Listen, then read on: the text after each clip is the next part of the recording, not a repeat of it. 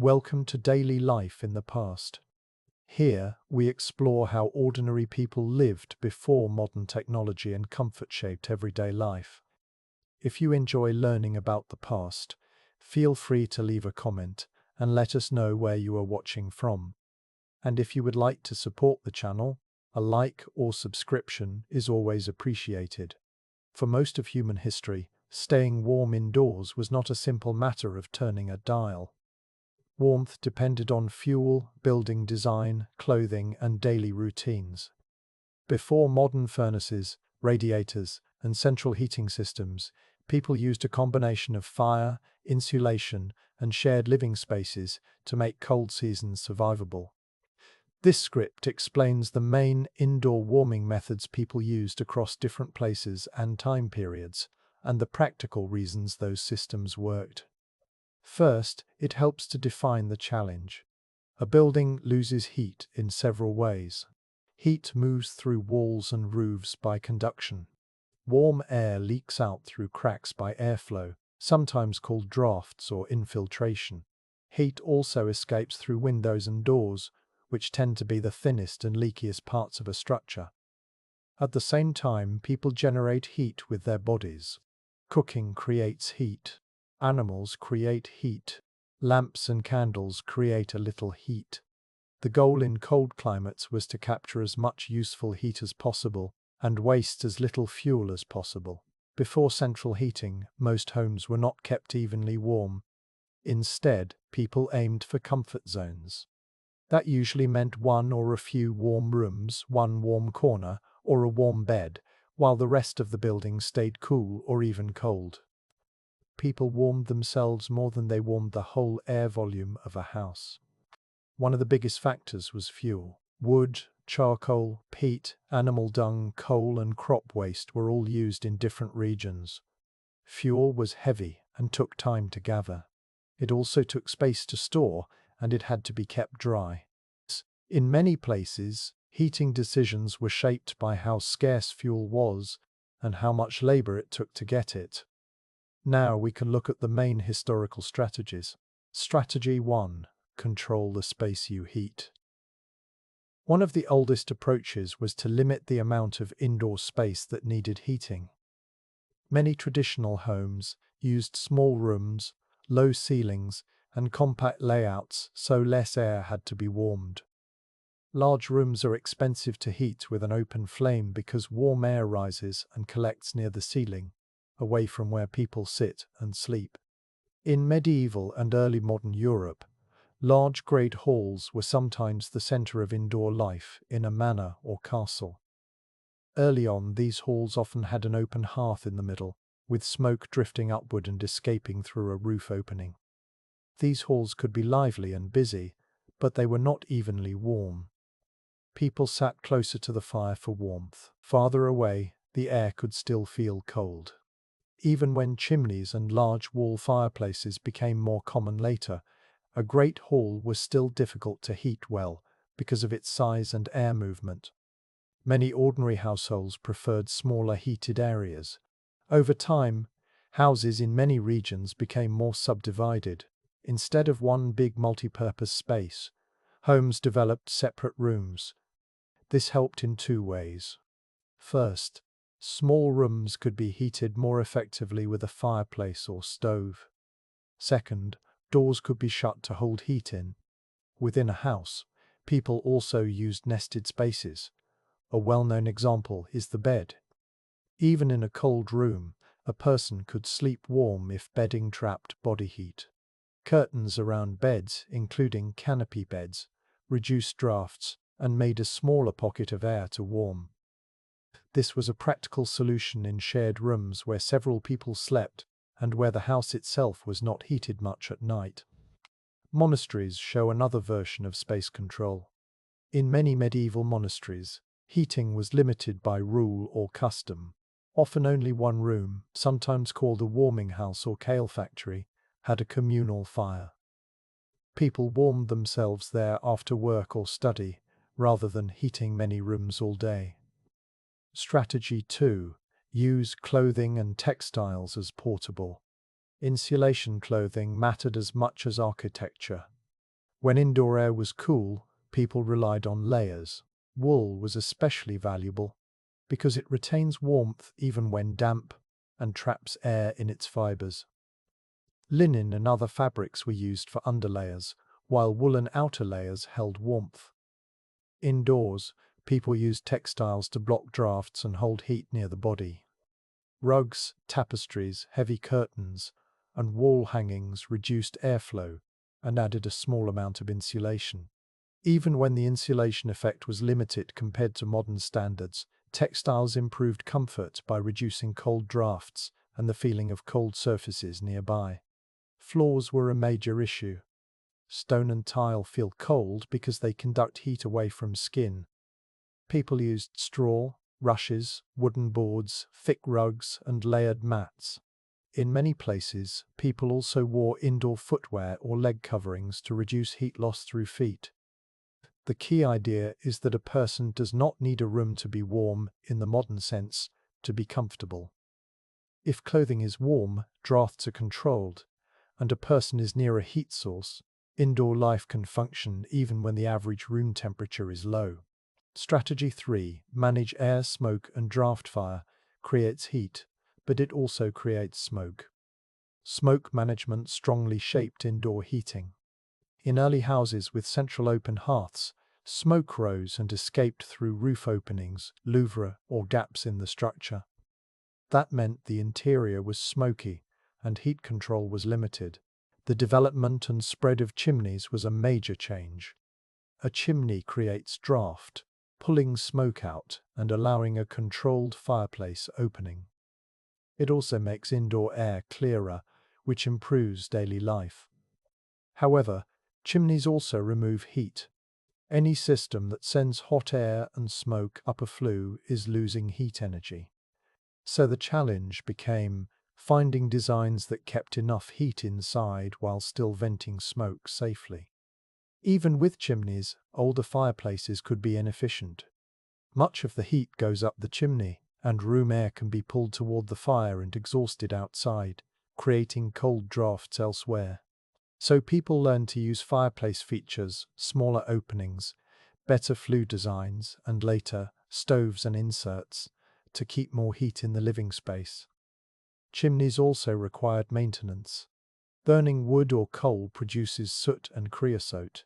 Soot buildup increases fire risk and reduces draft. In towns, chimney sweeping became a regular and necessary task. Strategy 4. Concentrate activity around the heat source. Before central heating, daily life often centered on the warmest place. This was usually the kitchen hearth, a main fireplace, or a stove. Kitchens were often the warmest rooms because cooking required fire and because food preparation took hours. This pattern shaped household routines. People did handwork, repairs, reading, and social activities near the fire. In colder months, families might spend much of their indoor waking time in one room. Rooms farther from the heat might be used mainly for storage or sleeping, with limited heating. In large buildings, only certain spaces might be heated. In Roman bath complexes, heat was concentrated in specific rooms with planned temperature changes from warm to hot areas. In later periods, large estates often had a few well-heated rooms and many cooler rooms. Strategy 5. Improve the heat source itself. The most obvious way to stay warm indoors is to burn fuel. But the details matter. A small design change can greatly affect efficiency and comfort. Open hearths and fireplaces. Open fires were common for centuries. They provide radiant heat, which warms people and nearby surfaces directly. This can feel good even if the air is cool. But open fireplaces are often inefficient at heating a whole room because much of the heat escapes with the smoke. Still, fireplaces had advantages. They provided light. They allowed cooking. They dried clothing and tools. They created a predictable place to manage fire safely, especially after chimneys became common. Charcoal braziers. In some regions, people use charcoal in braziers, which are open containers designed to hold burning coals. Charcoal produces strong radiant heat with less visible smoke than raw wood, but it can produce dangerous gases in enclosed spaces. For that reason, ventilation and careful use mattered. Stoves and enclosed fires. A major step forward was enclosing the fire in metal or masonry.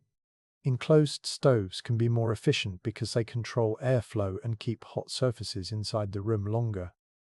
They can also reduce smoke in the room and direct exhaust through a flue.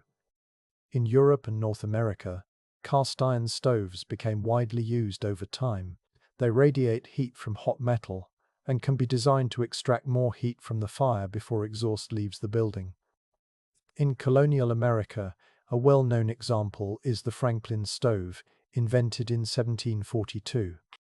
It was designed to provide more heat and less smoke than an open fireplace by improving how hot gases moved and how heat transferred into the room. Masonry and tile stoves. Another important technology is the masonry heater, including tile stoves often associated with Central and Northern Europe. These stoves use heavy materials like brick, stone, and ceramic tile. The main advantage is heat storage. A hot fire burns for a limited time, heating the stove's mass. Then the stove slowly releases heat for hours after the fire is out. This reduces the need to keep feeding fuel and can smooth out temperature changes. Heat storage systems work especially well when combined with reasonably tight buildings and good insulation for the time period, because stored heat stays useful longer. Underfloor and wall heating in antiquity, the Roman hypocaust. Some ancient societies used advanced heating methods in certain buildings. The Roman hypocaust is a famous example. It used a furnace to send hot gases under a raised floor, sometimes also through wall flues, warming rooms above. This system could produce even, gentle warmth compared with a single open fire. However, hypocausts were expensive and labor-intensive to operate, requiring steady fuel and attention. They were common in bath complexes and in some wealthy homes, especially in colder parts of the Roman world. This shows an important historical pattern. The most comfortable heating systems often appeared first in public buildings, elite homes, or specialized spaces, because they cost more to build and run. Underfloor heating in East Asia, Korean ondol. Another major underfloor approach is the Korean ondol system, also known as gudeol. Traditional ondol uses heat from a firebox, often connected to cooking, and channels hot smoke under a thick masonry floor before it exits through a chimney. The floor itself becomes a large, warm surface that releases heat into the room. This approach changes indoor life. When the floor is warm, people can sit, eat, and sleep on or close to the floor in comfort. It also shifts the heating goal away from warming the air and toward warming the surfaces people touch. Like masonry stoves, ondol relies on thermal mass. It stores heat in stone and clay and releases it gradually. It can be efficient when designed well, but it also requires careful construction and safe venting. Localized warming devices. Many cultures used small-scale devices that warm a person rather than a whole room. Examples include bed warmers, heated stones, foot warmers, and covered tables with heat sources beneath them. These tools reflect a consistent theme. Comfort could be created with focused heat and insulation, even when room temperatures stayed low. Strategy 6. Improve the building envelope. Modern insulation uses industrial materials like fiberglass, foam, and multi-pane windows. Historically, people used the best available materials and methods to slow heat loss. Wall and roof materials. Thick walls of stone, earth, or brick can reduce airflow and provide thermal mass. Thermal mass does not insulate in the modern sense, but it can stabilize indoor temperatures by absorbing heat and releasing it slowly. In some regions, earth-based construction like adobe, cob, and rammed earth helped create buildings that change temperature slowly. These buildings could stay cooler in hot periods and more stable in cold periods, especially if combined with a steady heat source. Wooden buildings could be warmer if they were well sealed, but gaps between boards and around windows could create drafts. People used caulking materials, shutters, and layered coverings to reduce air leaks. Windows and shutters. Glass was expensive for long periods. Many buildings had small windows, wooden shutters, oiled cloth, or other coverings. Smaller openings reduced heat loss. Shutters also created an extra barrier at night. As glass became more available, windows became larger, which improved daylight but increased heat loss. People responded with curtains, internal shutters, and heavy drapes. Ceilings and roofs. Heat rises, so ceilings and roofs are major loss areas. Low ceilings reduce the amount of warm air above head height. Attics, lofts, and layered roof structures could reduce heat loss. In some buildings, people also used upper spaces for sleeping because warm air collected higher up, though drafts and roof leakage could still be problems. Floors and ground contact. Floors above bare ground can be very cold due to moisture and heat transfer. Raising floors, using crawl spaces, adding thick floor layers, and using rugs or mats reduce discomfort. Underfloor heating systems, when present, turned the floor into a heat source rather than a heat sink. Strategy 7. Combine heating with cooking and work. In many households, heating fuel could not be wasted. Cooking fires and heating fires were often the same. Ovens, kettles, and simmering pots used heat that also warmed the room. Brick ovens are a good example of heat storage for cooking. A fire heated the brick, then the fire was removed or allowed to die down, and the stored heat baked bread and other foods. The residual warmth could last for hours. This supported both food production and indoor comfort. In workshops and trades, heat from production also warmed interior spaces. Blacksmith shops, bakeries, and other workplaces had strong heat sources. The downside was smoke, soot, and sometimes extreme temperature swings. Strategy 8. Social and household organization. Staying warm was also about how people organized their lives. Shared rooms and shared beds. Many households slept in shared rooms, and sometimes multiple people shared a bed. This was partly cultural, partly practical. Shared body heat reduces the fuel needed to stay warm at night. Animals and attached structures. In some farming settings, animals were housed close to humans, sometimes under the same roof or in attached areas. Animal heat could raise temperatures slightly and reduce fuel needs. This also came with problems, including smells, moisture, and hygiene concerns. But it shows how valuable heat was. Seasonal movement inside the home. Some households used different rooms depending on the season. A sunny room might be preferred in winter daytime. A shaded space might be preferred in summer. People learned how sunlight, wind direction, and building materials affected comfort. Limits and risks of historical heating. Older heating systems had serious trade-offs. Fire risk. Open flames, embers, wooden buildings, and soot-filled chimneys created constant fire danger. Households needed routines for managing embers, storing fuel, and maintaining chimneys. Indoor air quality. Smoke exposure was a major issue with open hearths and poorly vented systems. Even with chimneys, incomplete combustion could produce harmful gases. Good draft and ventilation were essential, but ventilation also let heat escape. This created a constant balance between warmth and breathable air. Labor and time. Heating required work, gathering wood, cutting it, drying it, hauling it, and tending fires. In many homes, someone had to rise early to rebuild a fire. At night, fires were often allowed to go low to reduce risk and conserve fuel, which meant cold mornings. Uneven comfort. Without central heating, comfort was uneven. One side of a room could be warm, and another side cold. Upper levels could be warmer than lower levels. Spaces near doors and windows could be drafty. People adapted with seating choices, furniture placement, and interior partitions. How indoor life changed. As heating improved across centuries, improvements in heating changed the shape of buildings and daily routines. When chimneys and fireplaces became more common, rooms could be smaller, less smoky, and more specialized. When enclosed stoves spread, homes could use fuel more efficiently and heat could be steadier. When heat storage systems like masonry stoves or underfloor heating were used, people could maintain comfort longer after the fire was out.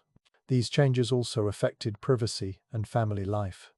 The ability to heat more than one room supported separate bedrooms and more private household arrangements.